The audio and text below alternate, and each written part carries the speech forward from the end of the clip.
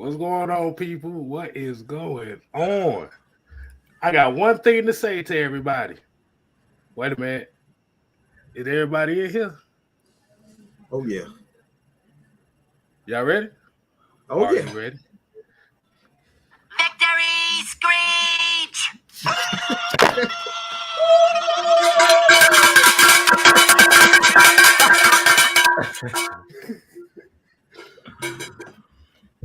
Bruh. Oh, he got the fan out too. All right, damn. Mm-hmm. I think, yeah. I'm sorry, people. We kind of going a little bit earlier. I didn't think the game was going to end that early. I was expecting at least 4:20 or something like that. But hey, man, I gotta give shouts out to two people today. I gotta give shouts out to Tyler Algier and Caleb Huntley. Because when the Falcons offense needed it, Mariota was playing like dog water. In a way, they leaned on the young gunners.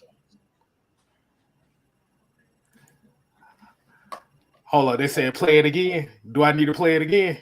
Play it one more again. All right, we done met the NFL quota now. They said we're gonna win 2 games, so we got the 2 games. Hold on. Victory Screech!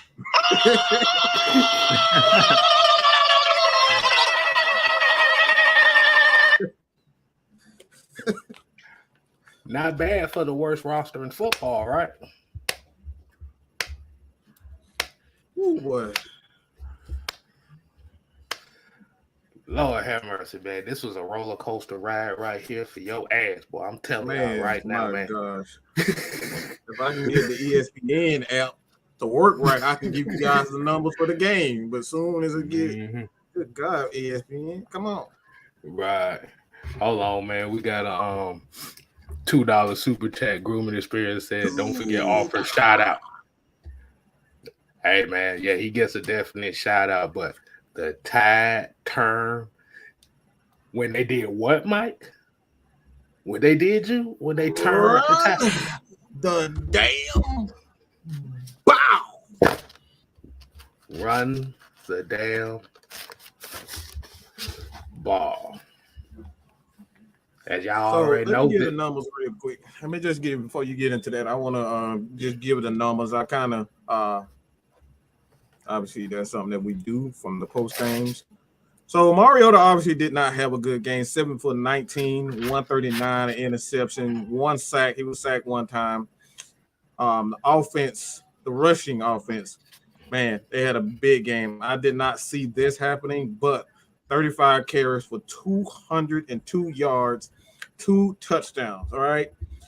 Obviously the passing game wasn't as good as we would hope, but Marcus Mariota, even though he had a bad game, man, he came up big in a clutch moment. He, kind of scrambled a little bit, got the ball to Zacchaeus for a big play. Like I said, it is. You always say them 1 to 3, 3 to 4 plays on the game that really wins you the game, and I think that was really helped the Atlanta Falcons with it. I wasn't so impressed with the linebacker core. Like even though Michael led the team with 11 tackles, Rashawn Evans 10, Grady Jarrett, another just man. I don't know what to say about this dude, man. If he ain't a chip off the old block, man, I don't know what it is, man. The dude, 5 tackles, 1 sack, but I want to give an honorable mention as far as the stats is concerned, because this guy just absolutely played amazing, and he was just all over the place. He stood up like a veteran, and this guy is Lorenzo Carter, the old dog. He was all over the place. He was in coverage. He rushed the passer. He set the edge well. He made tremendous key tackles. He got pressure. This dude was just unbelievable this bad. So from that point on, man, I passed it to you guys. Hold on, one more. I gotta get this. I'm gonna do this, man. I'm gonna take K-Style shine for a little bit. He normally is the host, but I gotta take his shine right here, man. There was one play in this game where it was huge for the Atlanta Falcons to have. And that Bradley Pinion with that 54-yard punt that put Cleveland right back on their 10, I believe. It was just an amazing punt. That's exactly what we need. And we, like I said, man, it's not always pretty, but it's those plays in key situations. That's what we always preach, the key situations. It don't have to be pretty, but to win the key situation. So that's all I got about that, man. Hey man, Jew. Hey, like I said, I think we all happy to see that you doing fine down there. You and your family, man. You gotta let us know, man. You gotta man. To us right Yes, quick. sir. Yes, sir. You gotta preach right quick. Hey man, first shouts out to you guys, man. As y'all know, Hurricane Ian came through Florida, tore up some stuff, flooded out pretty much a lot of counties down here. Good news is we kept power. We didn't have any flooding at my house or anything like that, but it is a lot of people down here that are hurting, that lost their homes and stuff like that, lost a lot of vehicles and stuff like that. So definitely keep those people in your prayers. I appreciate each and every one of you guys that reached out, whether it was through Mike's channel, Six Man's channel, through my channel. I did put up a community tab. A lot of people reached out. So I appreciate you guys for that. But let's talk about this game, man. This was a great game for our Atlanta Falcons. We've been telling you guys, be patient. I told you guys we were 0-2. I said we're going to eventually be able to learn how to close these games out. This team has found a winning formula. Go ahead, Kay. I'm about to say, the people watching, I hope do y'all realize something? Do y'all realize what's going on right now? I don't think they realize. Do y'all see what's going on here? Let me tell you what's going on here. No hat, do-rag. Right. Yes, sir. Yes, sir. Hey, we got to do it, man. It was a big game. I had to mix it up. I got the hat right here, but I was like, nah, we're gonna go with the do-rag today. It was one of those rough, tough games. You know what I'm saying? It got gritty today. This team got down and dirty. And I told you guys, we talked about it, even though I missed the heavy hitter show. Y'all told them this was gonna be a game of the trenches. I talked in my X Factor video, the trenches, whoever controlled the trenches was gonna win this game. And today the Falcons, what have we been begging for the last couple years? To be able to stop the run, to be able to run the football, to be able to close out games. Grady Jarrett, he gets one of the game balls because at the end of the game, for the second week in a row, it's not always about getting a sack necessarily, but it's when you get the sack. This is 2 weeks in a row in the last drive. Grady Jarrett saves his best for last and comes up with a big play to change the game. This is the second week in a row. We talked about it heading into this season. I talked about this secondary being the best part of this defense. Second week in a row, they close it out with an interception. D. Alford steps up. You know what? Nah, I can't leave my brothers out like this. I can't leave my brothers out like that. Nah. There we go, K-Star. There we go. Yeah, man. Yeah, second week in a row. The second week in a row, our defense closed it out. Running game, Caleb Huntley. We always talked about with Dan Quinn in the former regime, never making adjustments. Tyler Algier was not running the ball that well. I don't know if you guys noticed. It wasn't until Caleb Huntley got into the game and started balling that Tyler Algier found his way. But I think that was more of like, Dak, Caleb Huntley in the game, he might take my spot. He came in the game hitting that hole up. It wasn't no tiptoeing. He was coming in, first play, 10 yards. First snap. First time he got the game, 10-yard run. Second play, 9-yard run, 8-yard run. To the point where Tyler Algier was like, oh, man, put me back in, coach. Because, look, he ain't finna take my spot. And then you see CP get back in the game at the end of the game. Yes, sir. So, I mean, I'm just charged up for this team. But we seen the adjustment. We hadn't seen Caleb Huntley all game until like late third quarter, fourth quarter. We weren't moving the ball that well as far as the running game. Other than that one touchdown that CP had, we really didn't have no 10 or 9-yard runs. Everything was 1 yard, 2 yards in a cloud of dust. But I told you guys in that Rams game, and that's why I say if you guys have been tuning in, we talked about this in our pregame show with the Rams game.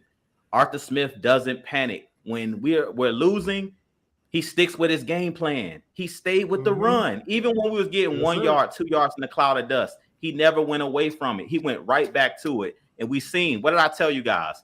Even in the preseason, we seen in Caleb Huntley in that preseason game where he wore down that defense. We saw it in this game. They had a perfect strategy. Wear the defense out, put fresh legs in the fourth quarter. Caleb Huntley ran through them guys. They were tired. The Browns didn't want to tackle that man coming downhill. 220 plus pounds coming full head of steam. Then Algier found his legs. The offensive line, hats off. We got a top 10 offensive line in the NFL. Everybody's talking about PFF. Those boys played today. Everybody knows the AFC North teams, we always struggle with AFC North teams because they're physical in the trenches. Today, those guys control. When you can run the ball 10 straight times on that one possession where we scored the touchdown, we ran the ball 10 straight times. I always talked about this in the past. Running the ball when the other team know you finna run it and they can't stop it. That's when you just take another man's will from him. You take his food. If you guys seen the movie Life, one of my favorite movies, when he say, Claude, you want your cornbread? We took their cornbread today, man. They couldn't do nothing about it. They had to give it up. We took their heart. We took it from them. And I'll just leave it at that, man. I'm hyped. Hey, let me go ahead and get this super chat out of the way, man. We got the $5 super chat from Dre here. Said, once again, Grady Jarrett showed why he's the leader of this defense. Once again, our secondary sealed the win. D offer with the INT. Whew, boy. What's good, man? And look, and Kobe Brissett beat you. We made him. Did anybody remember the Amari Cooper thing where I heard that we needed to be worried about Amari Cooper? Yeah, we did. Where all those AJ Terrell haters at? Hey, man, bro. Hey, look. Let me also get this out the way too. Go ahead. Hey, going back and credit Arthur Smith on this too. Was that counter play with Avery Williams? That right there alone was a game changer. Styles, you telling me Arthur Smith is creative? Oh man!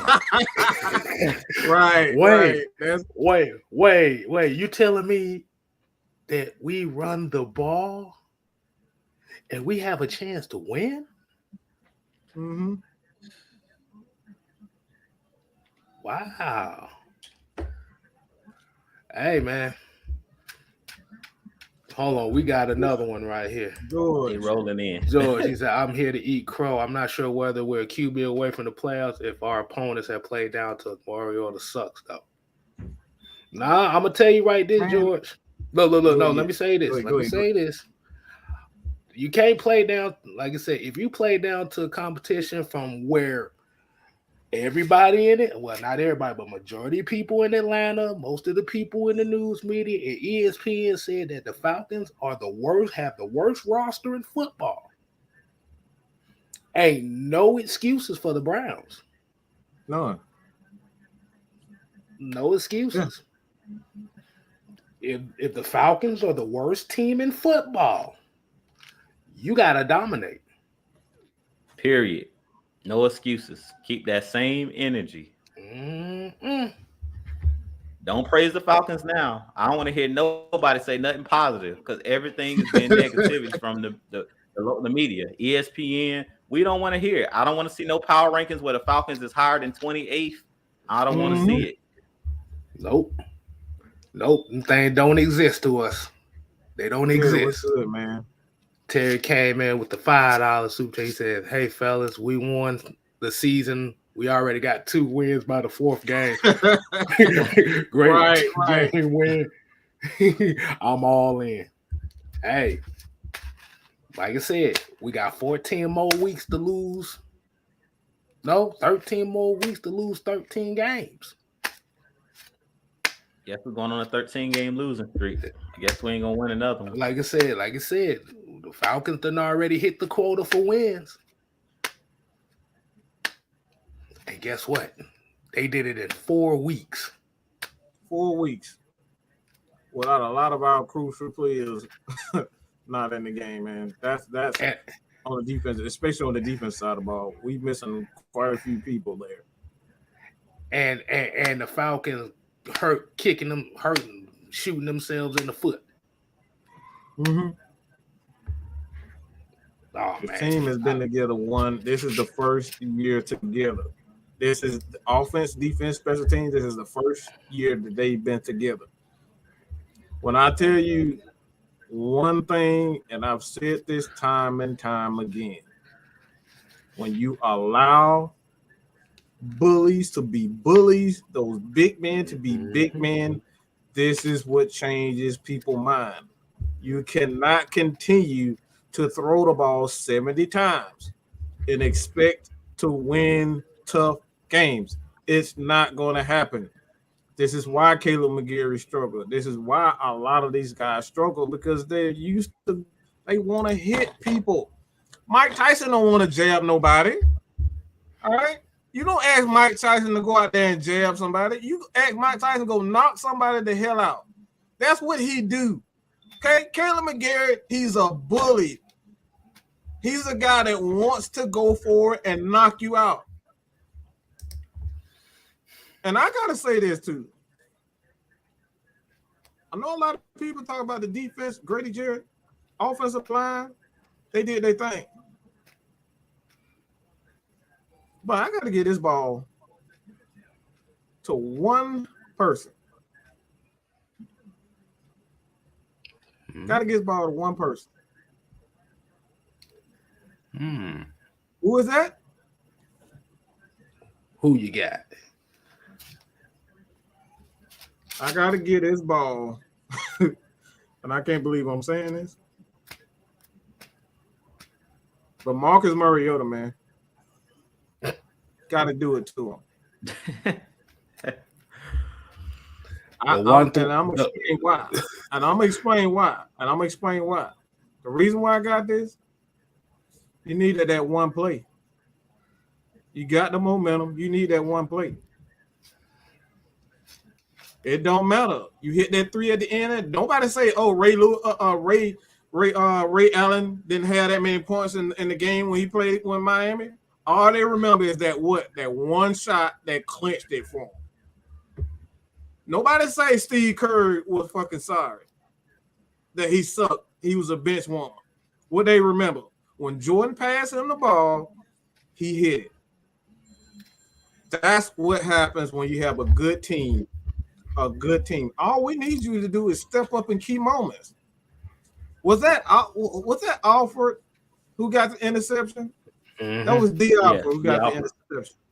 These are the things we're talking about. He hasn't been playing well, but when we needed that one play to Zacchaeus, that one play, he had been playing absolutely atrocious. Y'all can go in my Twitter account. Y'all can see how mad I was. Okay. Go see it. But we needed Mariota to make one play, and he extended the play and got that ball to Zacchaeus. So as bad as he played, let me ask this question. Do you think Ritter would have done that in that situation after he played that terrible? That's a good question. That's the thing. You really don't know.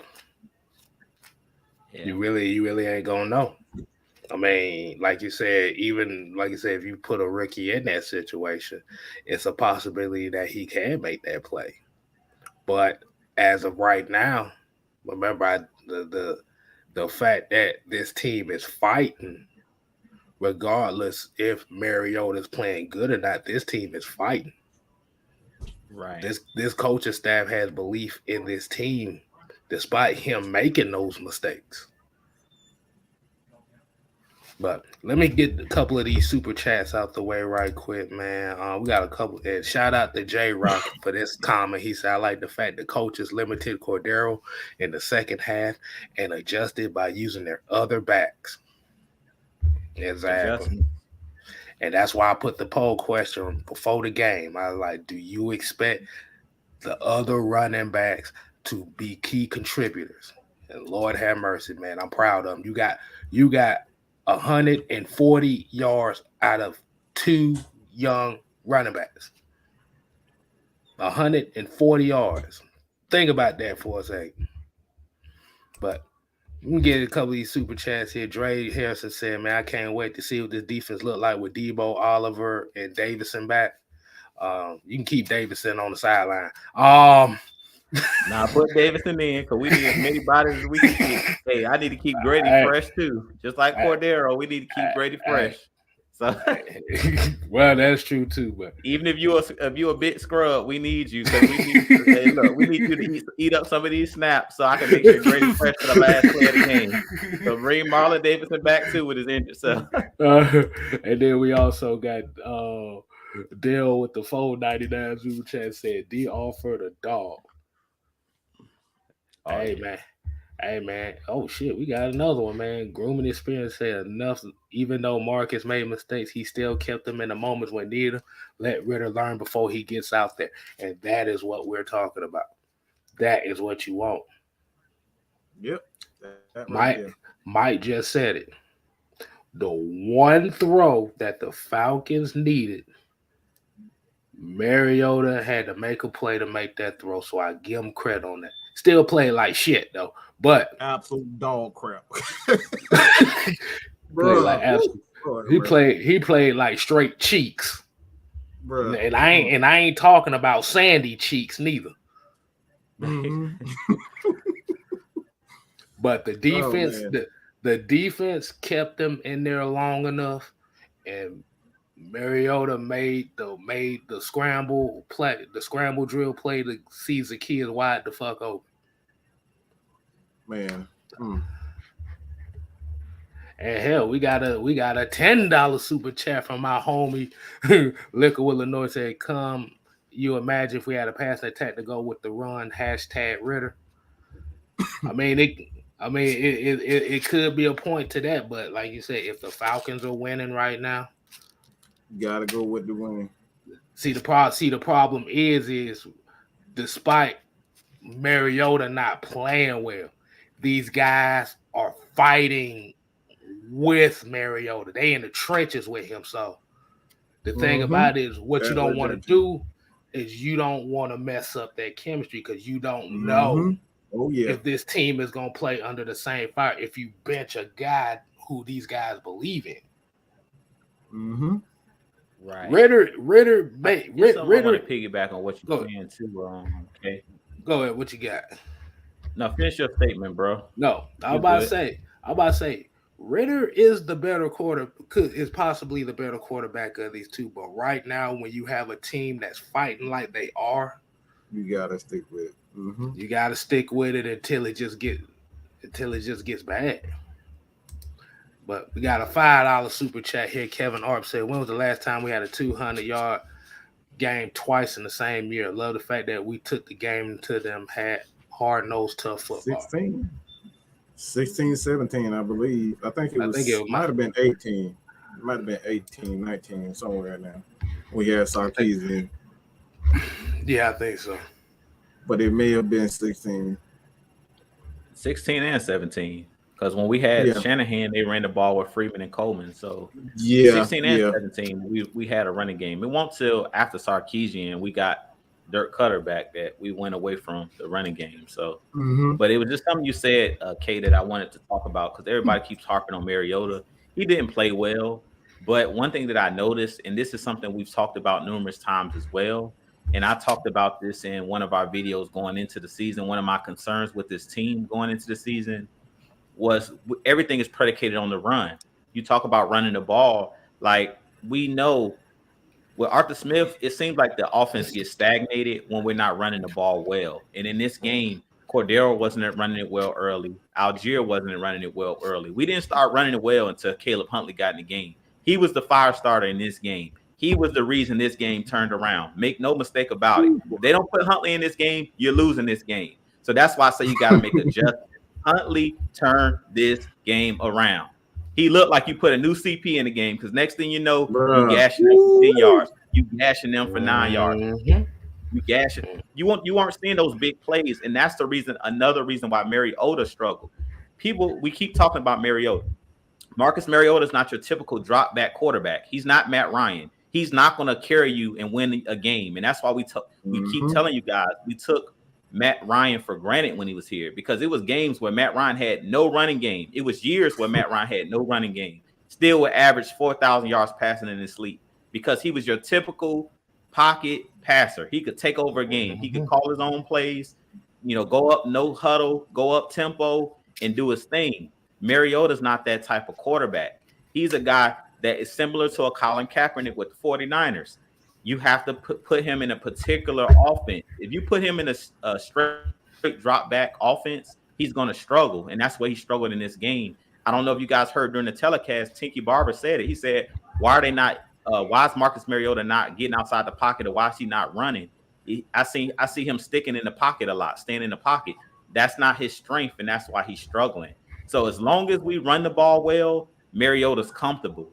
But when we're struggling to run the ball, CP's not in the game running it well, Tyler Algier, Huntley, any of those guys, we're not running it well, or we're not continuing to run, you're going to see Marcus Mariota struggle, because he's not your typical 3 to 5 step drop. I'm going to sit back, read a defense. That's not his game. So we have to play the game that fits his style. And his style is more read option, RPO.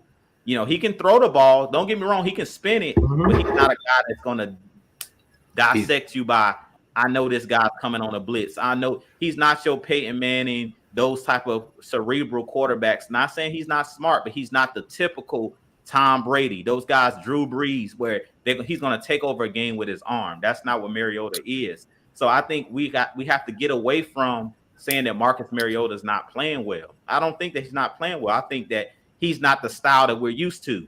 And it's funny because when we had Matt Ryan, everybody hated on him. We told you guys.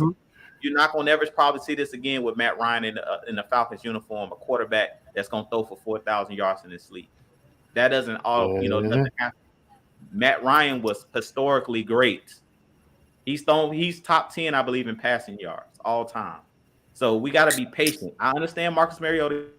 He didn't play well today. I'm not making any excuses for him.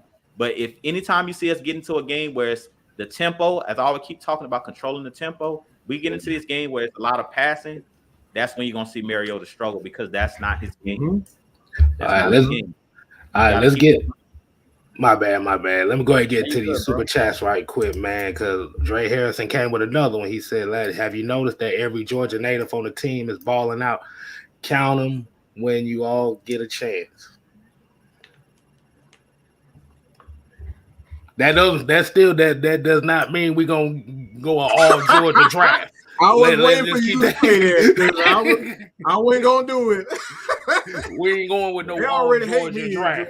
All right, Georgia fans already can't stand me. All right, so I'm not gonna say it.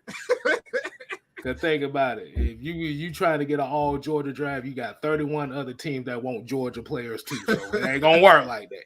Oh my goodness. Appreciate that. And Terry Lloyd came with another one. He said, are we realistically a couple plays away from being 4-0? Terry and Arthur have made me a believer. Yes. Yeah. My brother earlier, he came over today, my older brother, and one of the things that he always stated is that this team is just well coached. You can just see it. And he's a guy, he's so hard on players. I'm talking about overly. You think I'm hard on players. This dude don't like nobody, okay? He don't like Matt Ryan. He don't like Julio Jones. My brother is hard on a lot of people. And this dude said this is a well-coached team. I'm gonna just say that, man. This is one of the things y'all heard me say this all year long, that I was not gonna be worried about the players. I was gonna be focused on how Arthur and Dean Pease are as head coaches, man. And like I said, man, you got the young guy in. You had, man, oh my God. The linebacker play was absolutely atrocious, okay? They was absolutely, look, I'm a pray. I'm seriously, I'm so not joking. I'm a pray for Michael Walker. I'm a pray for Rashawn Evans, because they need it. They were bad. But the thing that I saw from the young guys, we saw 51. We saw him get into the game. D'Angelo Malone. D'Angelo Malone got into a game, made plays, key tackles for losses. We saw one big tackle. I think it was on the second down, fourth to third down, and Troy Anderson. He got to the sideline, and when I tell you he stopped, I believe it was Nick Chubb. You don't see that often. He stopped Nick Chubb in his tracks. Let me repeat what I said. This dude, Nick Chubb, can literally power lift 500 plus pounds, and he stopped this guy dead in his tracks. So I am absolutely ecstatic how these young players are developing. So I just got to give Dean Pease, Arthur Smith, their due, man. These boys they got these boys playing some ball, man. They are not giving up. This was a total team effort today. They picked up, the defense picked up the offense picked up this. It was just absolutely a total team effort. You got the fans booing the offense, and they said defense, all right, y'all gonna boo the offense? All right, we got this. Bam! Stopped them. They ran the ball well, but guess what? The defense got right back in there and held the offense down. Until Caleb Huntley got in that mug, that's what's like, all right, now we got something. But that's a total team effort. That's how you know you got a well-coached team, and this team is on their way to being a contender for years to come. Well-coached team. And like Devontae here said, they want Mariota to be something he's not. Him being a game manager is literally what Arthur Smith is asking him to do. Which reminds me of another quarterback that he once coached too. Mr. Ryan Tannehill. It's the same exact thing. I know you. It reminds me of somebody else that we called a GOAT. Tom Brady. Oh, that too. What was he in 01? 02? A game manager? Yeah, he was a game manager. He's been a game manager his whole goddamn career. But this ain't about Tom Brady. This ain't about him.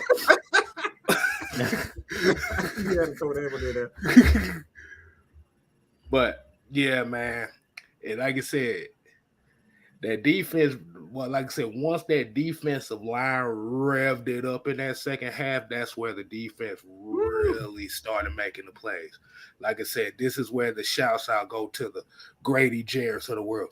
And there's two other guys that we're not giving no credit to, and that's Taquan Graham and Abdullah Anderson.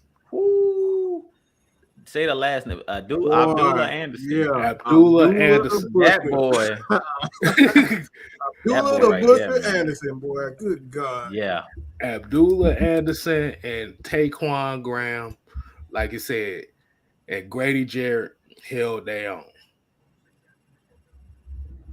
Once they started like you said, once they started controlling the line of scrimmage, the running game for the Cleveland Browns, I wouldn't necessarily say they stopped it, but they contained it enough.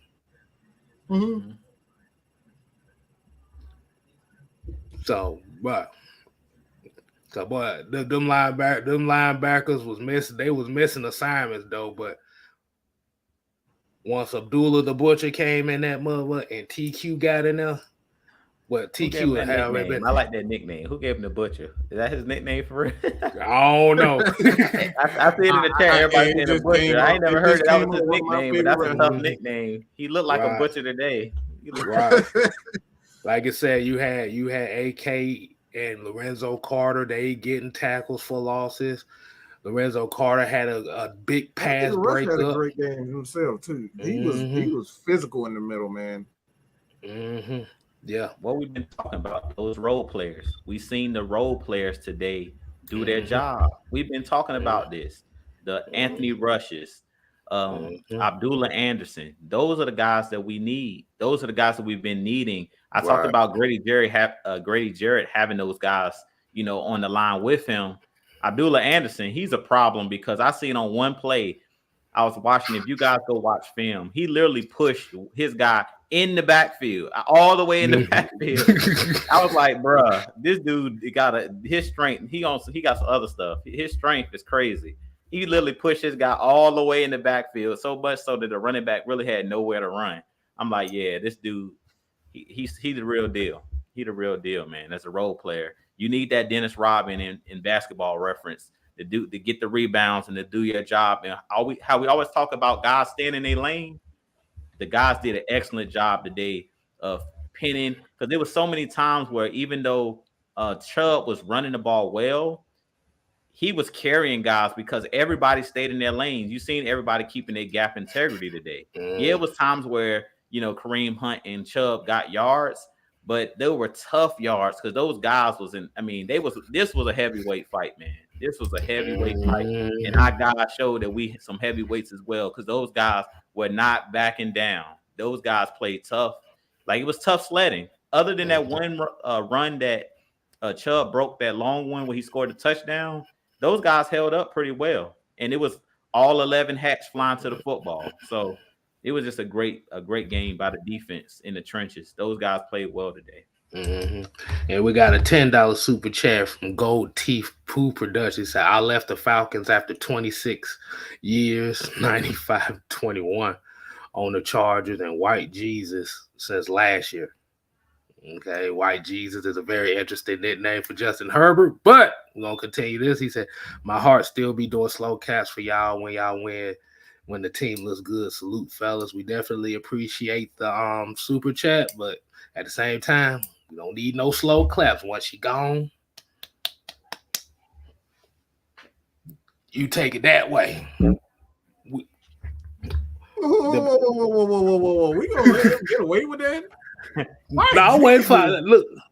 White Jesus. That's what I'm looking like. What he saying? What he saying? He can't even say his own reels. Let him thou shalt heal his own reels. Okay, like what we talking about? White Jesus. White Jesus. Thank you anyway. We appreciate White Jesus. White Jesus. You need to call Austin Eckler Jesus over there right now. When he running the back. I like the guy, but don't go that far. You said yourself up for failure, because right now even Josh Allen looks suspect. Boy. Yeah. Oh boy. Don't get me started on that. And Wendell Purry said we're top 5 and less penalty yards given up. Today, only one penalty by London. Arthur Smith is coaching discipline.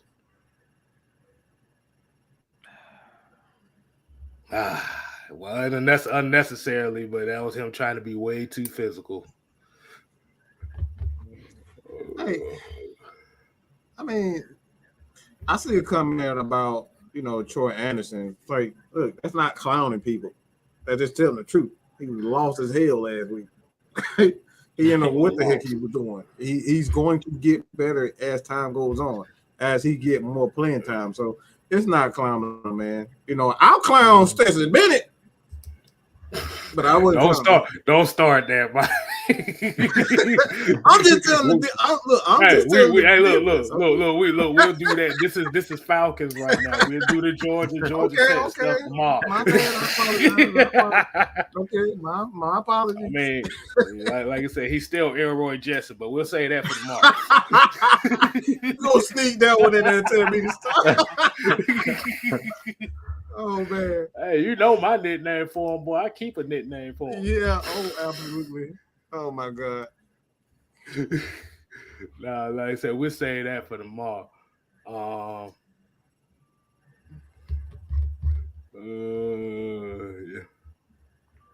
It said y'all. Oh, that's what you're talking about. Y'all was clowning Anderson last week. Did you see him? I mean, like I said, we talked about he was lost as hell on the field, and he was lost. But he also made some good plays. Like we were talking about the tackles. Okay. He was talking about the play where he was just like he was lost. He had no clue where he was. He was looking around like that ain't clowning. That's just the truth. That's the truth. That's the goddamn truth. And it's crazy as hell that we literally seeing all these plays that these linebackers are running late on and lost on. They accuse a guy that's not being on the field for doing that for the last 4 years. Yeah. That's kind of fun. I kind of find that hilarious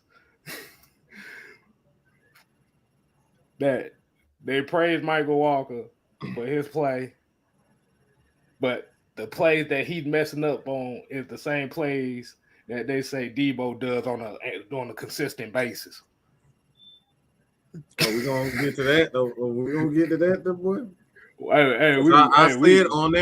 I said on that touchdown run to Chubb, if Michael Walker hits that hole properly, he blows that entire play up. He hesitated. Mm-hmm. You can go back and watch it for yourself. They directly ran at Michael Walker because he knew he was going to hesitate. You cannot hesitate as a linebacker. I've said this for the last 3 to 4 weeks. When you see the Falcons linebackers flat-footed, they're not doing their job. They should not be flat-footed. A linebacker should never be flat-footed. He should be slowly inching towards and going backwards immediately. There should never be a hesitation. He hesitated on there. He didn't hit. He should have took his, like you saw one play with Rashaan Evans, and this is why I say this was a game for Rashaan Evans. He put his body on the line to stop that play. The tackle for loss, I believe it was Abdullah Anderson who got there, but he put his body on the line. He attacked the guards and he shut that hole down. That's what you're supposed to do as a linebacker. Put your body on the line so someone else can make the tackle. This is what Deion did last year. He put his body on. He did it last year. How did you guys think that your boy had over 200 tackles? You got to put your body on the line. So at the end of the day, man, we're going to get better. I think, at the end of the day, man, like I like what I'm seeing from Troy. Michael Walker, he has those spurts where he makes some big time plays. He's going to make plays, but, like I said, they coming together, man. That's all I can ask for, man. You got 2 wins on the season, man. Nobody thought you would do that. I mean, they thought we would win exactly 2 games, and you got that 2 wins in 4 games. So, man, I'm proud of these guys, man. I don't know what else to say. Hold on, let me answer this right quick. My boy Ray Fee said, "Do y'all see us keep it really next year?" Hell no. I ain't got 20. I ain't got 15 million for another wide receiver. You have a chemistry with the wide receivers you got now. Really doesn't fit in it. He doesn't fit in this system. I just don't. Because if you looked at a lot of those runs the Falcons have been getting in that second half, did you notice the wide receivers being physical with the corners? Is Calvin really going? Calvin really going to do that?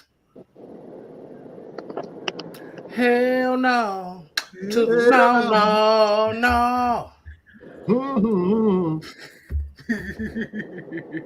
Not happening. Nah, man. That was horrible. Blackberry, what's going on, man? What's going on, fella? Oh, man, not much, man. What you got for us, man? I'm feeling good. I'm feeling real good. Game like that one, we wouldn't have won the past 3-4 years. Game like that one, we would have let slip out of our fingers. But not this group. This is a resilient group back behind great coaching. I mean, I don't really have any other way to explain it to these fair weather fans. I really don't have any other way to explain it to these haters out here other than this is a resilient group back behind great coaching. Great coaching. So question. I didn't really see I didn't really see a reason to panic, so to speak. When we didn't cross the goal line on that last drive and we had to take a field goal, I didn't see no reason to panic because I know the kind of group we got with the kind of coaching we got. They put these guys in a position to close this game out. And one of my keys to the game was get turnovers. We was fifth in the league going into this game with 5 turnovers. We coming out of it with 7. This defense now has 7 turnovers. This defense is resilient, man. And this coaching staff, they know how to put these guys in a position to win. I mean, it's of course there's a lot of things we, need to fix, but we get into that stuff later on in the week. Today we celebrate victory. Yes, sir. That's what we do today. Is celebrate victory. So if you don't know how to celebrate victory and you still a salty ass crabby pants and you still want to look at this game and shake your head, oh, they almost lost, almost your ass on up out of here. So we celebrate victory today. Right. And Lee 85 came with the $2 super chat. He said, we are playoff contenders this season. I'm taking it one game at a time. Remember, this is the worst roster in football. So we just looking at something looking real good. This is the worst roster in football playing with heart. And I got laughed at too before the season was because somebody had told me, well, if you got the worst roster in football, you have no business winning. I like, don't matter how good or great your team is, you gotta have the attitude to win. You gotta want to win. You gotta want to be there for your brothers. You gotta want to goddamn show your ass. Take control of the game.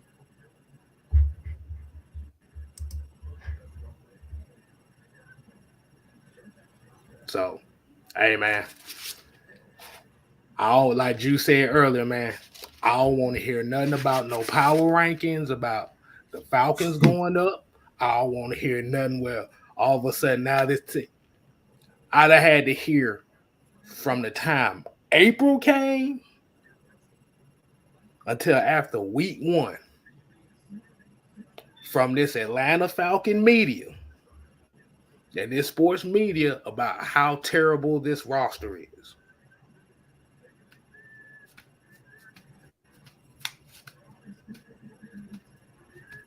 We are the very few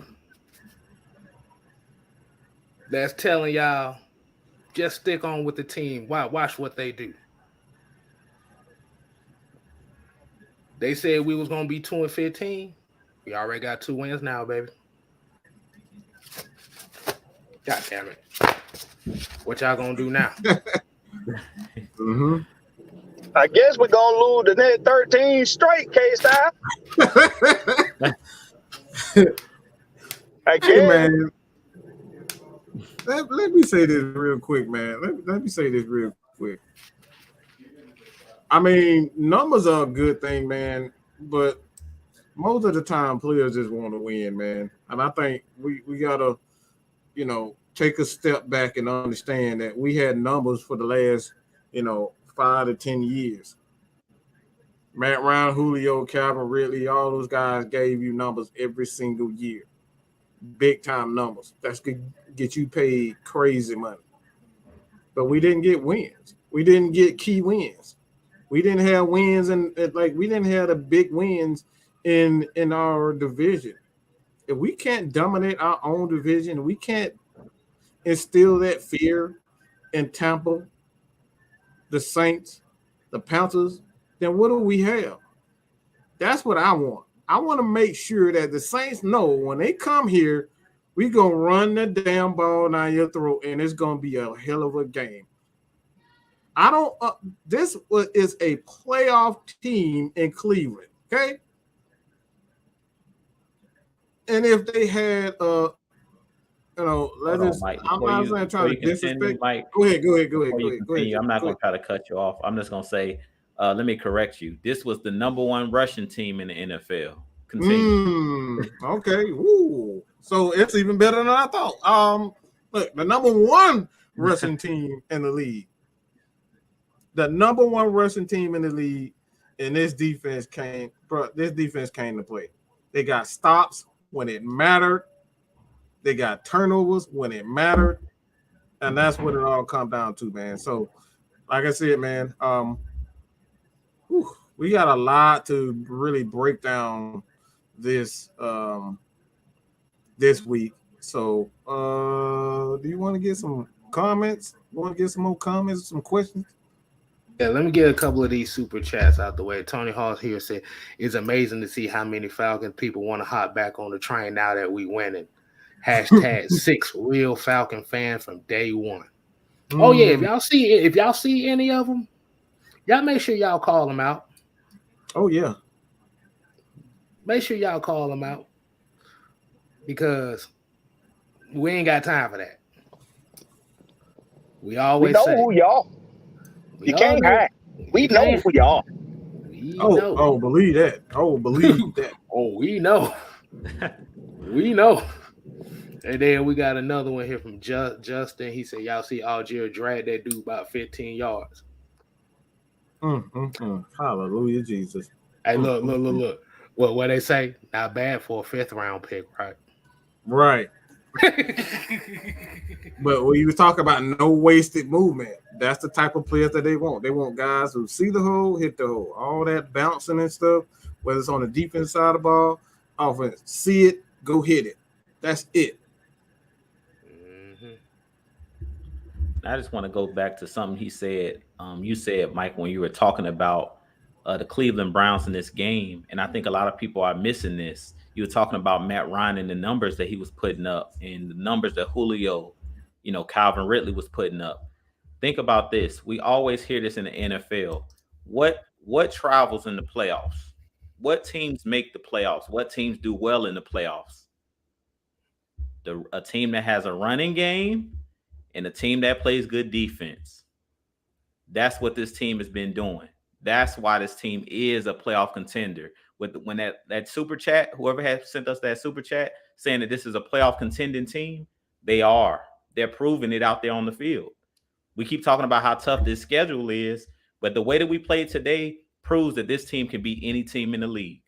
If you can stop a team and make them one-dimensional and keep them from being able to run the ball, you can stop the run, and then you can run the football when another team knows that you're trying to run the ball. 10 consecutive running plays. You drive all the way down the field without throwing a single pass.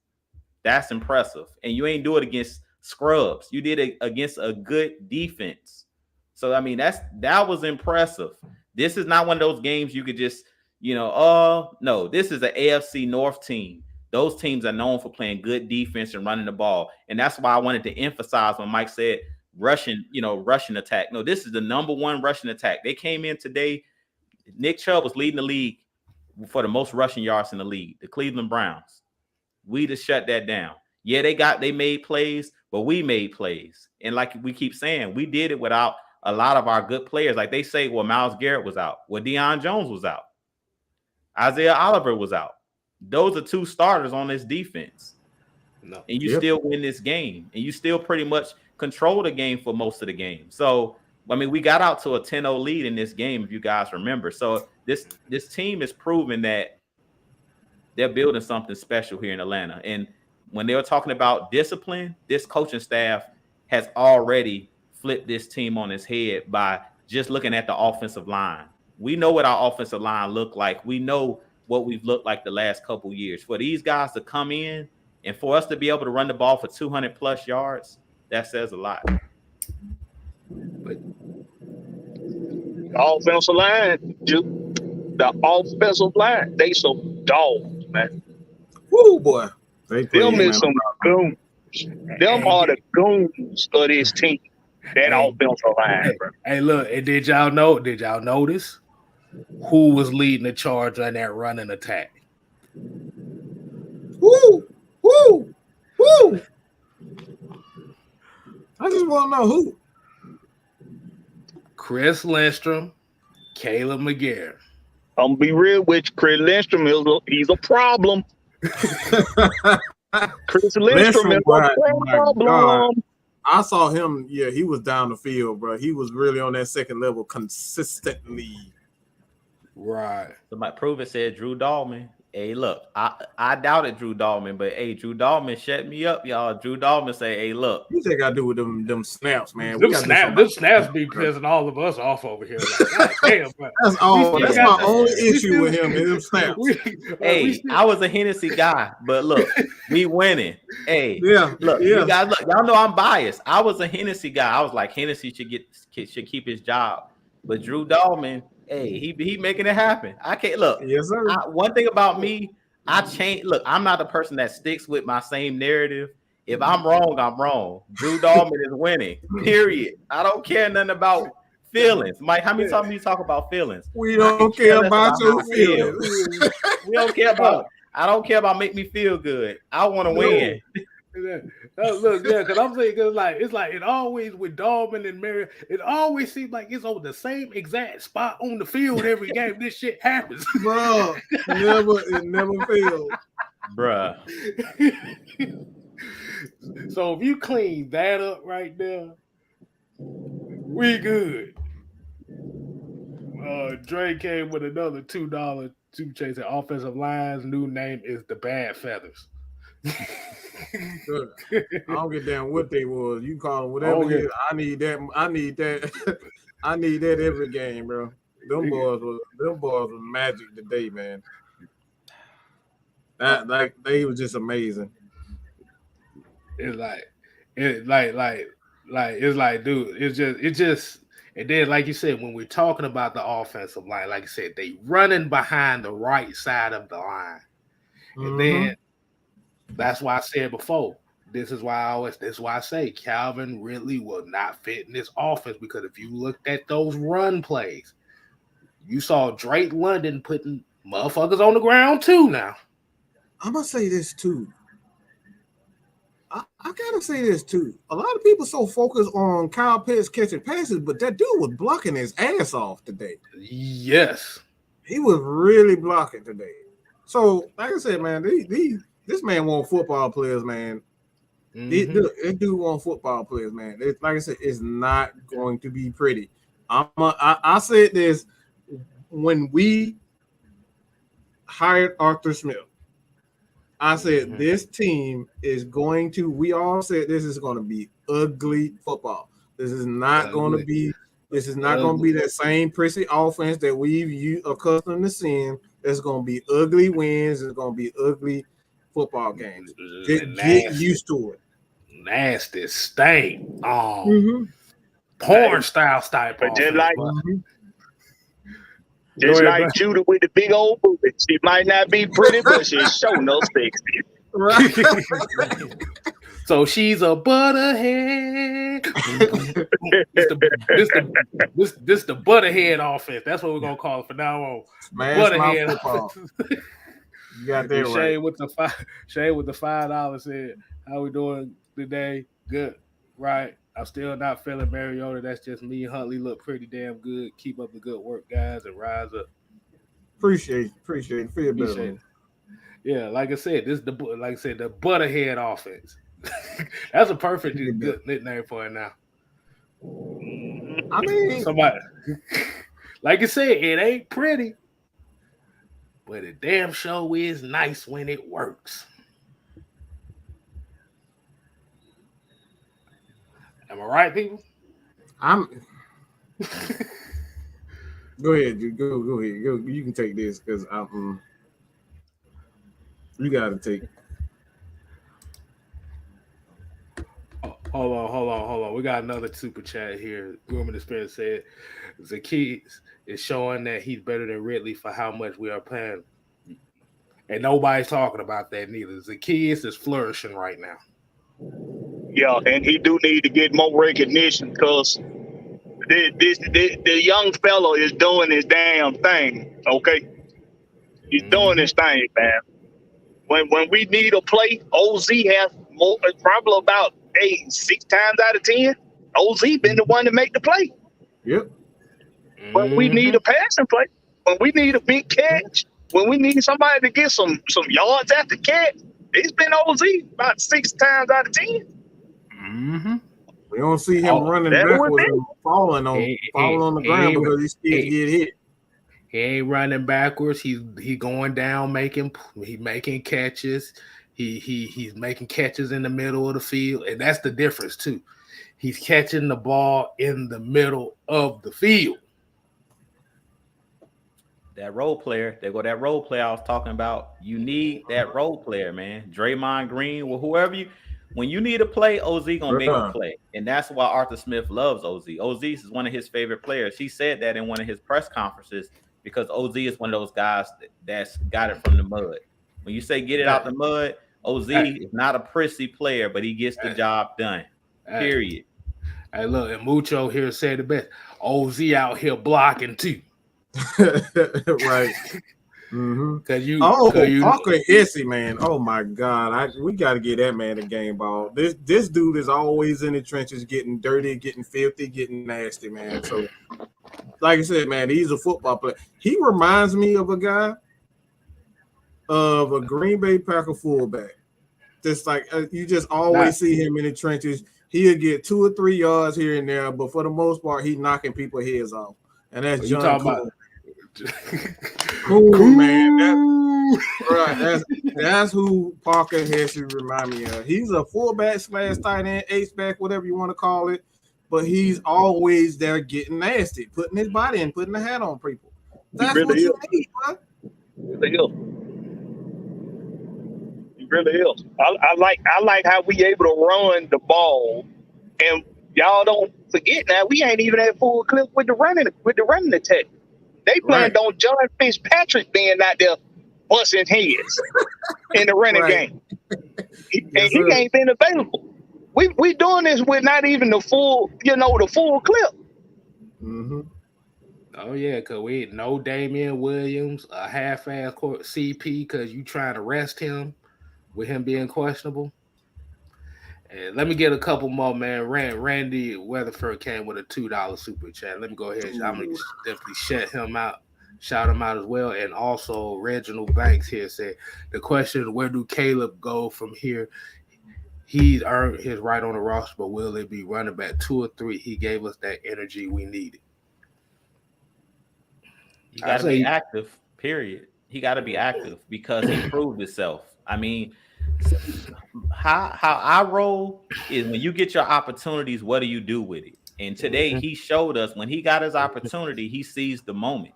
So you got to reward. When you see guys come out here and ball, that's the same thing with OZ. OZ was a guy that made the roster, made the 53-man roster. D. Alford. These are guys that fought their way on the roster. These are not those big name 5-star, 4-star recruits, out of high school. These are guys that are grinding. And this is the type of team that has a bunch of misfit grinders. So you gotta, to me, Huntley earned more, more reps. What I would do in this next game, if CP is not 100%, don't have him dress at all. And then you can bring another guy on the active roster. Because to me, today you really didn't need to have CP out there, to be real. From what he did, he scored that 1 touchdown. But if they would have played Huntley from the beginning, you probably would have ran the ball even better than you did later on in this game. So this was a Caleb Huntley type of game because he's one of those downhill runners. But I think you got to keep him on an active roster at this point until Damian Williams come back. But I would put CP on the shelf if he's not completely healthy. I wouldn't even waste, doing the pitch count with him. Put him on the bench for a little bit. You know what I'm saying? Until he's completely healthy, and let those young legs use them young legs you got. Nah, yeah, you got to keep him. Like I said, if he's running like this right now, see what he does next week, man. You got to keep it going here. This is, like you said, this is why you had Tyler Algier out here running for almost 100 yards. You got Caleb Huntley. Like I said, these two alone combined for almost 140 yards rushing. Yeah.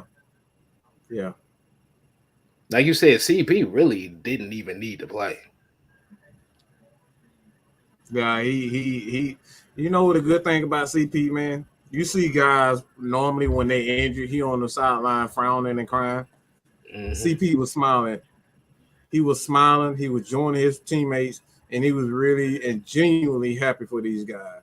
Mm-hmm. That right there is a sign of a great team. Okay, that right there, like I said, I'm just proud of how everything is coming together, man. Going from a team that was predicated on me numbers and me getting my contract. And I'm gonna just say this about Caleb McGarry, man. If I'm the Atlanta Falcons, I'm starting right now. I'm hitting up his agent and saying, let's talk about this contract. I'm not wasting no time. I'm not allowing him to get to another team because like this dude is playing out of his mind. He is the perfect matchup, the match to Chris Lindstrom. Don't mess that up. He's earned it. Give it him. Give like we said, we give to the running back what we did tonight. Today with Caleb McGarry, Caleb Huntley. Give him the damn ball. Don't play around with it. Just keep feeding him. This boy got momentum. He believes in himself. The offensive line, they finally got their chemistry we were talking about. Bro, just like I said, just don't even play around. Just hit his agent up and just start working on that contract right now. And get shout out to Coach here. He said with the $5 super chat, he said you have to sign Huntley now before so no one goes for him. Oh God, I forgot about that. If you put him on the practice squad, another team can sign him off your practice squad. So that's why I say you got to keep him active. You don't have no choice because Damian Williams is injured, so you can't take that risk of putting him on the practice squad. That's another problem. Like I said. Oh man, you know what might happen? They gonna cut Damian Williams. It's either that or Brian Edwards gonna be cut, man, because he done lost favor with Arthur right now. Seemingly he's lost favor. I don't know if he's injured, but something isn't right there. So it's either gonna be Damian Williams cut or Brian Edwards has to be cut at this point. Mm-hmm. Exactly. And good point, Coach. Good point. And D. Coleman here said if Huntley and Algier run like that, CP becomes more dangerous. Mm-hmm. Oh yeah. Pick your poison. Pick it. Mm-hmm. Yeah, man, pick your poison. I mean, that's why people keep talking about Kyle Pitts. It's pick your poison. At this point, it's like if you got all of these guys going, at this point, I understand everybody want to see Kyle Pitts get his numbers, but if you're winning, you can't go away from the winning formula. And that's why I say this coaching staff deserves a lot of credit because what did we see in this game? They didn't go away from what worked, and that's what the Falcons have been known for. When we had Dan Quinn, we would be blitzing, being aggressive. When we had even Raheem Morris the last part of that season, we would do something that would be working, and we would go away from it, and that's what would lose us game. In this game, when Caleb Huntley got it going, did y'all see Caleb Huntley after that one drive? When somebody was he was in it, he was amped, boy. He was wore out though. They wore him out. Did you see him on the sideline after that one drive? He needed oxygen. He needed everything because he gave it everything he got. But Arthur Smith was like, at one point he tapped his helmet, and Arthur Smith was like, "We rolling." He kept calling players for him. He was like, "Nah, keep it going, because we wearing them down. So keep it going." So I caught that helmet tap. Yeah, he tapped on his helmet after like 2 or 3 runs. He had broke that long when he tapped his helmet, and they were just like, "Go back to the line, just run it again." Get your ass out there. Get your ass out there. Yeah, man. Look, they wore down. We had the momentum. You got to keep that momentum going, man. I mean, they did eventually take him out and put Tyler Algier in, and that's when he broke one. But you got to ride the hot hand, and that's what we saw in this game. And the Falcons have been known for, we make an adjustment. The adjustment's working. Oh, let's throw a pass here just to get cute. No. Run that draw 100 times until they stop it. Run that stretch play until they stop it. And that's what they did on that one drive. 10 straight runs. The last time I seen a team run the ball that many times in a row was that NFC Championship game between the Packers and the 49ers, the year that San Francisco went. And I think Jimmy Garoppolo threw like 8 passes in that game. Yeah. That was the last time I seen a team literally run the ball every single play on one drive. Yeah, man. Like I said, somebody said here, the grooming experience said with the $2 said cut Brian Edwards. Um, and then like you said, Mike, like you said, Brian Edwards has been a healthy scratch for 2 weeks in a row. Mm-hmm. Yeah. So he look like he didn't hit the. Damn it, who is that? The Deidre Sanat syndrome right now. But healthy snaps. Wow. We didn't have to bring that up. He getting healthy scratches in Tampa, so right. but yeah, man. Y'all Let's want go to ahead. know it? Y'all want to know an itch that's about to be scratched real soon? What was that? DJ coming back, putting these W's together without having him and Isaiah on defense was very important. It was very important. Mhm. So now that we get these guys back, well, DJ, we think he'll be back. I ain't really heard too much about Isaiah, but putting these wins together without having them two guys on defense was very important. Mm-hmm. Because Isaiah Oliver is your edge setter as well. Then we got a $9.99 super chat. George then came with notes talking about McGarry has been consistently failed to live up to expectations. There's a reason they didn't pick up his fifth-year option. You signed him to $12 million. He's a fringe starter quality backup. That's what he is. Appreciate the $9.99. Appreciate the $9.99, but this is not a pass-happy offense. He may be that in a pass-happy offense, but this is not that offense. This is the Butterhead offense, bro. This is the Butterhead offense. Somebody, I'm gonna need you to take this.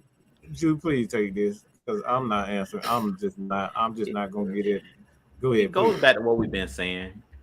Chemistry. I'm gonna keep saying chemistry is everything. Y'all talked about this. I don't even think I was on the show necessarily when you and Kay talked about this. But y'all talked about when we had all of that money. Everybody's talking about we're gonna have $100 million next year. Mike told y'all and Kay told y'all. We've been telling you guys, and even Terry Fontenot has told us numerous times that they're gonna look to sign their own players before they go out and spend a bunch of money in free agency. It's the reason we got a bunch of guys on one-year deals. We've talked about this off camera where I said Lorenzo Carter's getting re-signed. You can see the way that this man is playing. He's getting a new contract next year in Atlanta. Yeah. So get ready, Falcons fans. If y'all looking to get, one of them big name guys, the big name guy you're gonna see signed next year is Lorenzo Carter. He's getting extended. I'm telling you that now. I'm telling you, and I'm the source. He's getting another contract. I'm telling you guys. He's getting another contract. Caleb McGarry. He's another guy.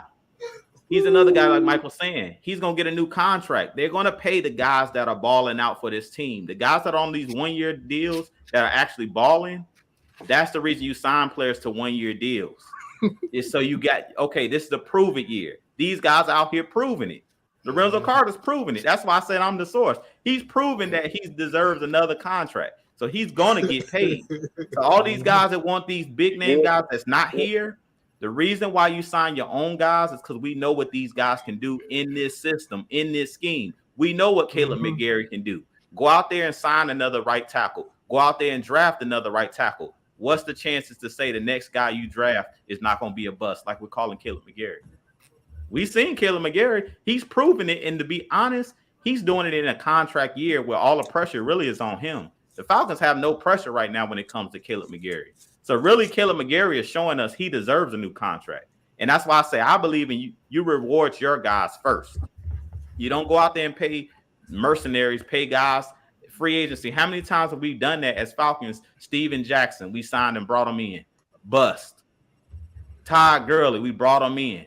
Come on, we got to start paying our own guys that are proving it to us. Because most of the times when we go out and sign somebody outside of the Falcons organization, bring them here, it doesn't pan out. We've seen that. So I'm paying these guys that are proving it. These guys are out here winning these games. These guys are out here in the trenches proven to us they're building this winning culture. So we're gonna put that money in their pocket because they're proving it. We're not gonna pay somebody that didn't help build this culture. These young guys right now are setting the tone right now. That's the reason you're seeing Deion Jones. Grady Jarrett got a new contract. And Grady Jarrett, he's earning every penny. I wish somebody would say that Grady Jarrett hasn't been balling. Right. To me, Grady's having the best season of his career so far. He's balling. And they paid this man, and he's earning every single penny. So Caleb McGarry, all those people that's hating on this man, he didn't get his 5th-year option, and he could have easily did what Mike was talking about, CP. We haven't seen Caleb McGarry yet pout. And what did we see Pat McKinley do when we didn't sign his 5th-year option? He went straight. Bitch and complain. Bitch and complain. Exactly. Caleb McGarry, you ain't heard him say zilch about his contract negotiations. But the dude is out there balling. So I say, get that man his money. When you go out there and ball, all we can say is you deserve it. He deserves a new contract, period. Because you're still going to roll the dice. If you go out in free agency and bring in another right tackle, or you go in the draft, you're rolling the dice again that you might roll snake eyes and not end up getting what you think you're going to get. So I believe in the same thing that they've been preaching, Terry Fontenot, signing your own guys. That's what I believe in. You sign your guys because we know what these guys can do in these systems. These guys already have built chemistry. Keep this offensive line together if you can do it. Why not? The smart teams keep their guys together. As Jew said, the key word, if you can do it. If you can do it. Yeah. If you can do it, why not? Do it. And I saw a question up here. It said, Alice here said, he's an average tackle with good run blocking traits. This is a running offense, so that sounds just about right. Compared to who? Who said he was an average tackle? Compared to who? Because there's not a lot of good right tackles in the league to begin with. It's not a lot of good tackles, period, in the league. He's basically Taylor Lewan, but he plays on the right side. That's what I'm talking about. And we talk. Look, we got to start with these individual efforts in football. We literally just saw our quarterback go 7 for 19, and they still was in the game. Let me repeat that again because you guys probably didn't hear what I said. 7 for 19. And we still won the game. So why are we so focused on if let's just say if he's not a very good tackle. Let's just say he's not a very good tackle. He's playing good for us, and we can sign him for less. That's money you can allocate towards putting to a guy. You can draft him in the second round. You can trade up, draft the guy in the second round. You can trade up, draft the guy in the first round. Why? Because you save money on a guy like Caleb McGarry. Everybody's so infatuated with the first round picks and going out and spending $60-70 million on these tackles and these free agent players that may not do anything for us. How many times do we gotta bring up Dante Fowler again? Do we gotta bring up Ray Edwards again? How many times do we got to do this? Let's reward our players that played well for us. They don't have to be. They are part of a puzzle. They are part of a team. In other words, the grass is not greener on the other side. The grass is greener where you water it. Period. Pay these guys, man. Forget trying to go out and replace them because you don't know what you're getting. That's the problem when you replace guys. You can do it. Doesn't mean it's going to work out, though. And that's what we were trying to tell you guys. And Mike was just talking about. Oh, I'll give you a perfect example. Wes Schweitzer. Exactly. Ben Garland. He was starting for the 49ers. He was their starting center for a while. Yep. So a lot of times, as much as we talk about average tackles, great tackles, all that stuff like that, at the end of the day, it still comes down to chemistry, bro. Chemistry, man. Harvard Dawg was like a 6th round pick, if I'm not mistaken. He was a late round draft pick. Schaefer was he was an undrafted tackle. Well, what are we talking about? Look, bro, at the end of the day, when you get a group of guys that work well together, let's keep them together. There's no reason to bring in a Stephen A. Smith to a crew, all right, when we already getting, millions of views ourselves. There's no reason to go out here and pay them all this money when we getting the same numbers. It does not matter. Reward the players and reward the people for giving you the W at the end of the day. 202 yards rushing, bro. So let me ask y'all a question. Y'all see the heavy hitters right here. What if Mike and you decide to get rid of me for somebody that's a bigger content creator than me?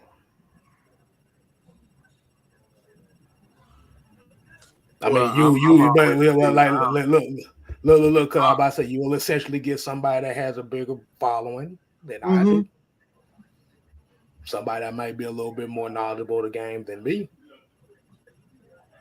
So I want to ask y'all that question. How would you feel if I ain't gonna like that because I don't like too many people. I'm not getting rid of. I'm not. Look, no, I'm gonna ask you. Since we talking about right, it's just not gonna have that same feel, man. Like I said, these are my brothers, man. It's just a certain feel that you just cannot replace, and that's just honest, man. The same with the AFN crew. It's a brotherhood, and it's just something that you just can't replace, man.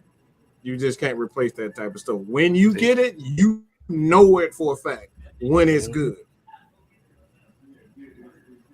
How'd that work out for Seattle? I always go back to it. When they broke the Legion of Boom up, gave all that money to Russell Wilson, how'd that work out for him? Oh man, yeah. Didn't work out too good, did it? Alex ain't here. He may like I said, he may feel like he do a better job than me. Are y'all think it's gonna be the same feel?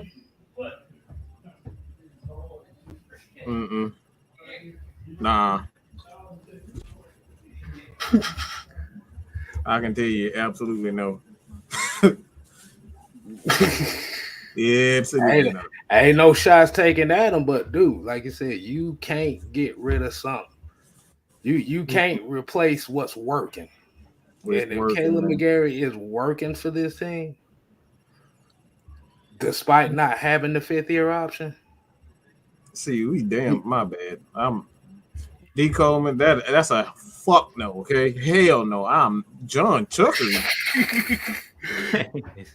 Nah, I said I was gonna stop cursing. I'm working on it, man. But hell no.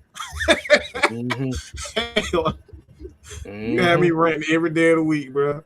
That would not work. Right.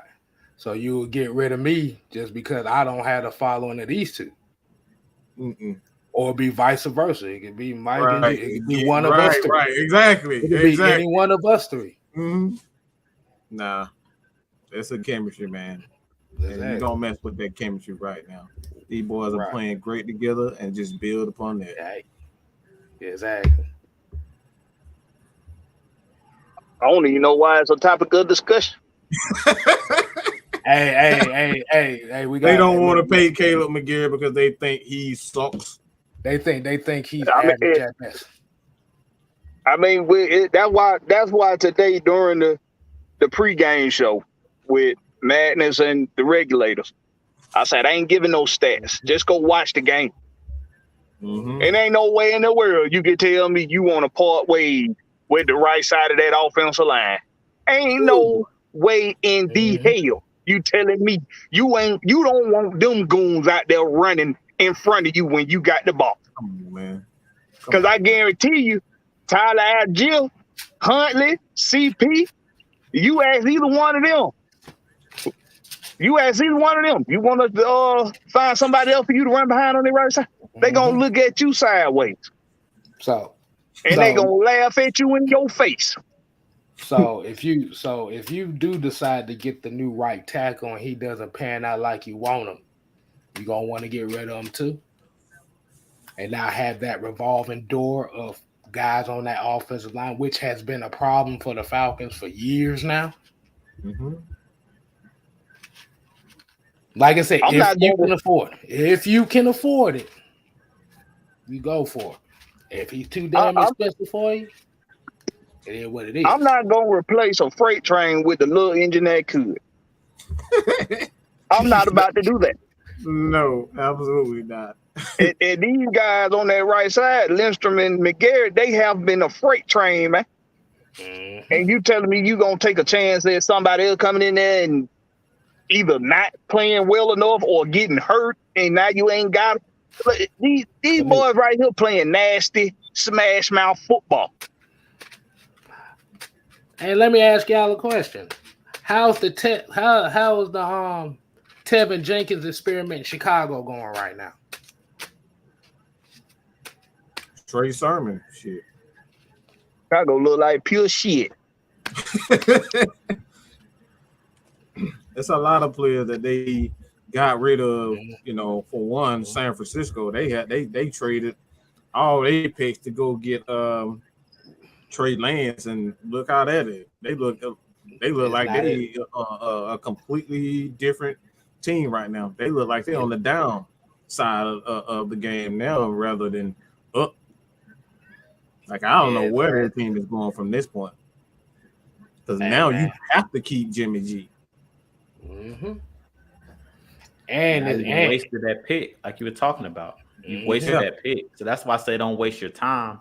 And to be honest, when we talk about Caleb McGarrett, I know where his money going to come from. It's Calvin Ridley, like we just talked about it. Mm-hmm. Calvin Ridley's not going to get extended. He's either going to get traded because they said prior to him getting suspended, he was already going to be traded to the Eagles. But then because of his suspension, they didn't trade him because of the suspension. They knew he was about to get suspended. So he was already out the door. So Calvin Ridley's going to get traded or cut. They probably will trade him because you want to get back some type of draft, compensation back for him. But based off of the offense that we run, and this is why we keep talking about scheme fit, based off of the offense we're running the ball is paramount. You got to keep your offensive line together. You got to pay your offensive line first. So Lindstrom and McGarry are probably going to be the first two guys that's going to get a contract. And then that's why I said Lorenzo Carter, because he's a part of the defensive line. And this whole regime is about the trenches. So if your regime is about the trenches, you got to pay your guys in the trenches. That was one reason why I was mad about Jordan Davis, because I kept saying you got to value the trenches. The way you show you value, you give new contracts out. So those guys are getting new contracts. Period. We already know Lindstrom going to probably be one of the highest paid guards, but McGarry will get a reasonable deal. I don't think he's going to reset the market or get a crazy deal, but he's going to get a decent, they're going to give him probably a 3-year extension because he deserves it. I mean, he's doing it. Like I said, he's on a contract year. He balling out on a contract year. What happens when you ball out on a contract year? You get paid, period. If we don't pay him, trust me, somebody's going to pay him. So if we smart, if we want to keep our offensive line together, we better pay him. We seen what a Foye had that ball out year in the contract year. What happened to Foye? He got paid by the Jaguars.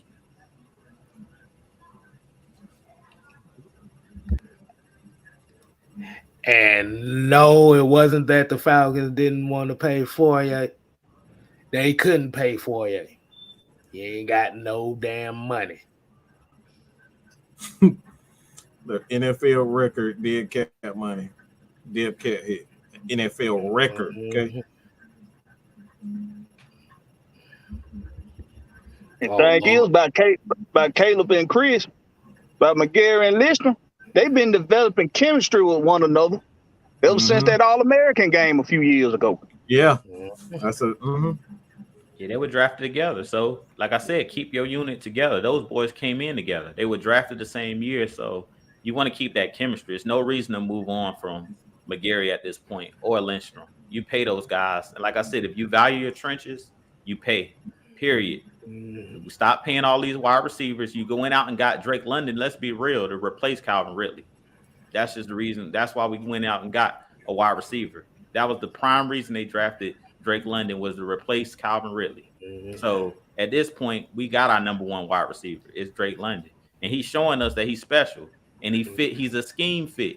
Calvin Ridley showed us when he was actually playing in this system, he wasn't a scheme fit. He didn't fit this scheme. Period. He's a talented wide receiver, but he needs to go somewhere where he fits the scheme. He doesn't fit Arthur Smith's scheme. Right. And excuse me, Fairweathers, but why do we care right now? Why you worried about it right now? We got a whole season to go. We got a few games. What, 13 games left? Come on, man. I mean, We have a 13 hypothetical games. about a guy suspended for the rest of the season. Like, come on. What we doing, man? I mean, come on, y'all. We literally just drug supposedly one of the soon to be playoff teams this year. We just drug them up and down the field today. And Hey, look. And before they tell you that Myles Garrett and Jadeveon Clowney wasn't here, remember, this was a worse roster than the Houston Texans. Yeah, So ain't we no supposed to damn be the worst roster. Ain't no damn excuses. What it matter who they ain't got if we the worst roster in the NFL? What it matter?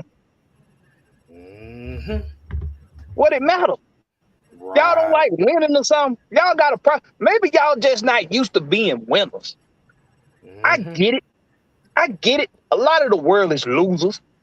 Maybe y'all part of them people. Maybe y'all part of them, the losers of the world that just when they see winning, they don't know how to appreciate it, how to celebrate it. Yeah. I still look. I'm gonna bring it up tomorrow. I think I still got that picture. Is that the Houston Texans were a better roster than the Atlanta Falcons coming into the season. So even if the Cleveland Browns was in that top 12, so even without a Myles Garrett and a Jadeveon Clowney, that's no excuse for Cleveland to lose. And Caleb McGarrett, he ain't been on taking y'all favorite player on the defense and making an example out of him. Y'all remember what he did week 1 to your boy Cam Jordan. You think Jadeveon Clowney wouldn't have got the same treatment today? Cam Jordan ain't recovered since. Y'all really think Clowney wouldn't have got the same treatment? What has he done? Cam Jordan ain't the Saints ain't been the same since their first game. Cameron Jordan still licking his wounds from week 1. Mm-hmm. Caleb McGarrett took his ass to school. Mm-hmm. So, like I said, anytime somebody tell you, well, Myles Garrett and Jadeveon Clowney didn't play, remember, before the season started, the Texans were a better team than us. We were ranked 32 out of 32 teams.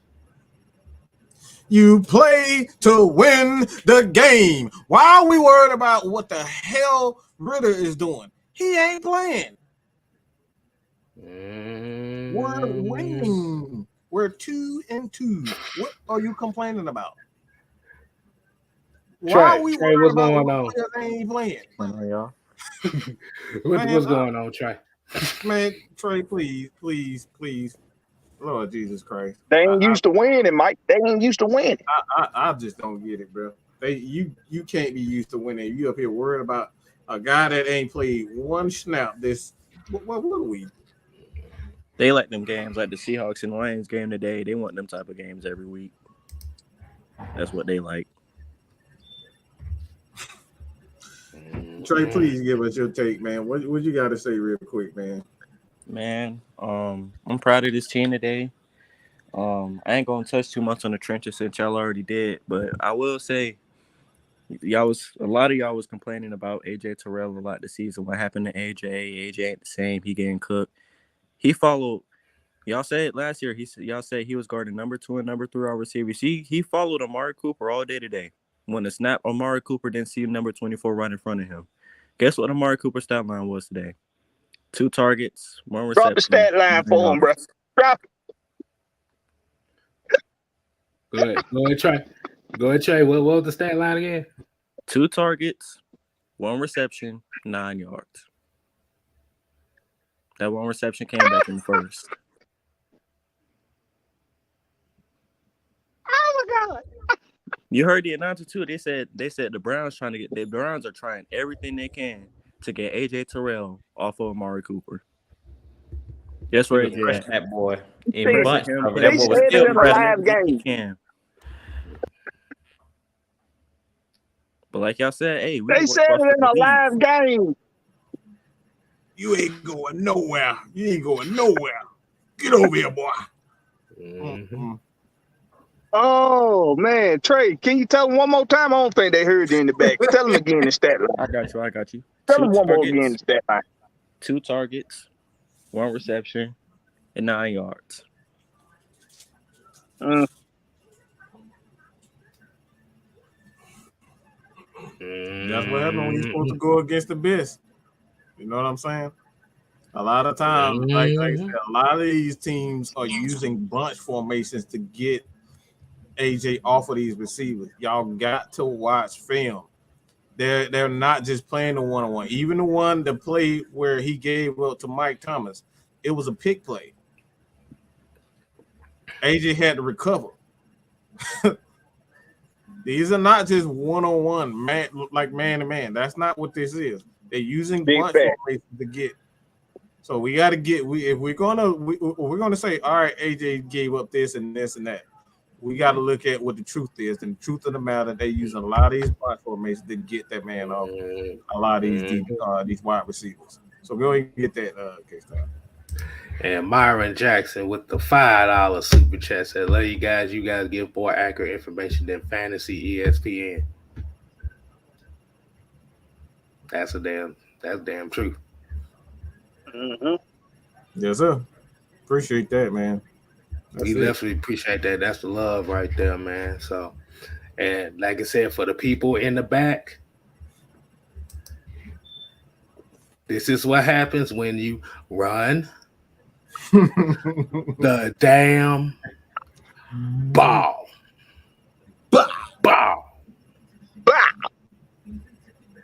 The bah! Zay talking about let me on. Well, we ain't seen your ass in about 4 months. Boy, Man, come on, man. You don't get out of here, man. That man gonna come in here and talk about something. Get out of here. Oh man, he dropped the league. Ain't see him in by 2, but yeah, good 4 months. He talking about come on, let me up. Well, what? So you can talk about how we finally got wins? Come on, man. You gotta be here for the good and the bad, not when we win. So we don't play that, man. Like I said, the last time we dropped the link for his ass, he never showed up. So nah, we ain't doing that. Yeah, we good on that.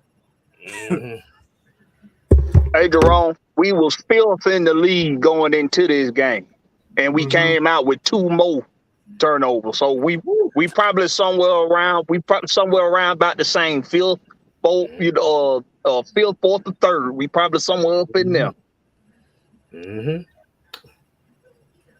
Oh, they said DK Metcalf got carted off the field. No. He said never mind. They said he just had to go to the bathroom. What the fuck? He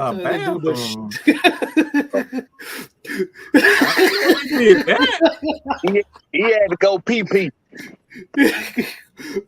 Boy, he must have shitted on himself then. He had to be. He ain't want nobody to He said, I think he done shit himself. I think he shot himself.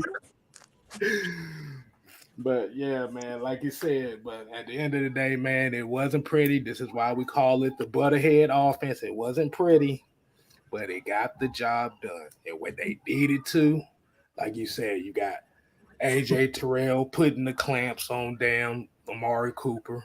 Actually, Brissett didn't really attack the outer numbers, but maybe like 3 times the whole game. Like I said, despite giving up 177 yards on the damn ground, when they needed to get some run stops, they got them in that moment they needed to. Yeah. We always talk about those key stops, man. Key stop in key situations. That's what we continuously preach. Like I said, Grady Jarrett came up with another. What that make? That makes almost 4 sacks for Grady Jarrett. Yeah, 3.5 on the season. 3.5 on the season. Ooh, boy, come on, man. 3.5 in 4 games,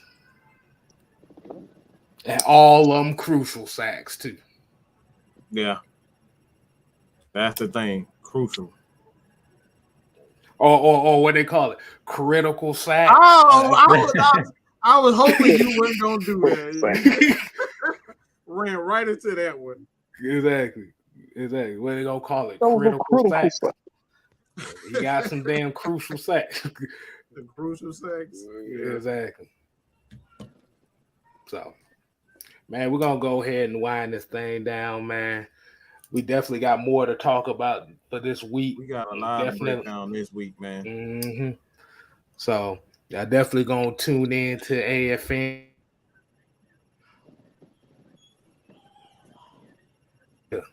Y'all make sure y'all stay tuned over AFN.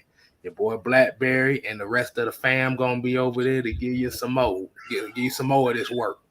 Give me some more. Oh, look, Yes, sir. give me some more. Give me some more. And like I said, make sure y'all send y'all therapy sessions to the Saints fans because I think a lot of them are on. Boy. I think they in their feelings right now. I had somebody. I seen somebody say, I'd rather just had Taysom Hill start the rest of the year at quarterback. Woo, boy, they in their fifis. Mm-hmm. This is why we say wait and see. Don't get ahead of yourself, man. Zay They want to Green leave said, the goalposts up 5 yards. No, I'm about to say Zay said we lame as hell for not doing that. I'm about to say says the guy that DM me crying about the fact that Mad Mike criticized Justin Fields. Yeah. The same Justin Fields that went out of Chicago too. This same guy that cries at any moment is when you criticize Justin Fields. Yeah, you calling us lame as fuck. Well, get the fuck up out of here. So y'all make sure y'all go ahead and tune into that AFN after show, man. Like I said, y'all make sure y'all go and continue to support 6-Man Cave Style, Mad Mike Sports, yes, sir. Jew Talk Sports, AFN, Georgia Sports Nation, Blackberry, Blackberry YouTube channel also. Mm-hmm. And also subscribe to the Blackberry man over here, man. So until next time, people, man. Go do it right now. Go do it right now. Right now, go do it. So until next time, people, man, y'all make sure y'all watch out for Cooler Talk Monday, 6-Man Combo, and the Heavy Hitters. Oh yeah. So, boy. Deuces, people. Peace.